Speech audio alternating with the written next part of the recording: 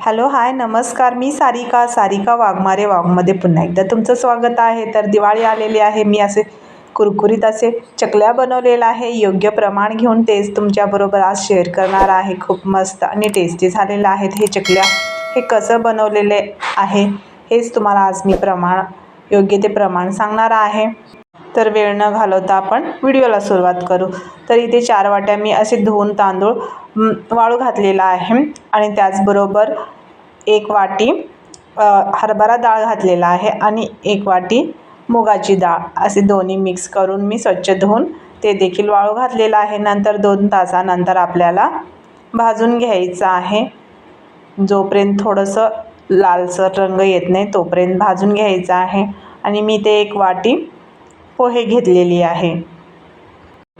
मी ते 4 वाटी तांदळासाठी 1 वाटी पोहे घेतलेले आहेत. तुमची वाटीचं प्रमाण बघून तुम्ही घेऊ शकताय. त्याचबरोबर मी अर्धी वाटी धणे घेतलेले आहे. अर्धी वाटी जिरे घेतलेली आहे. ते देखील भाजून घेणार आहे. धणे हे मी तांदळासोबतच दळणार आहे आणि जिऱ्याची पूड वेगळी करणार आहे. आणि मी इकडे लाल चटणी घेतलेली आहे, धनेपूड आणि तीळ आणि मीठ घेतलेली आहे. अर्धी वाटी घेतलेली आहे आणि मीठ चवीपुरतं आपल्याला घालायचं आहे. चवीपुरतं मीठ घालून घेतलेलं आहे आणि 4 चमचे मी असे कडकडीत तेलाचं मोहन घातलेलं आहे. नंतर तिथे तीळ आणि चटणी, धनेपूड हे सगळं घालून घ्यायचं आहे. मिश्रण एकत्र मळून घ्यायचं आहे आणि गरम पाणी घालून मळून घ्यायचं अगदी व्यवस्थितपणे. मळून झाले की आपल्याला 10 मिनटं ठेवून द्यायचं आहे.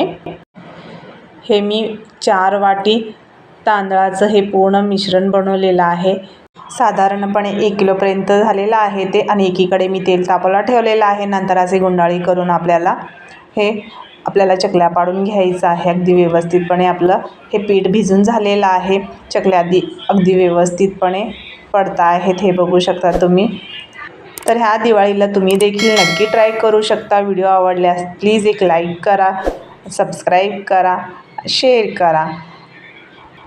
असेच नवीन व्हिडिओ तुमच्याबरोबर मी घेऊन येणार आहे.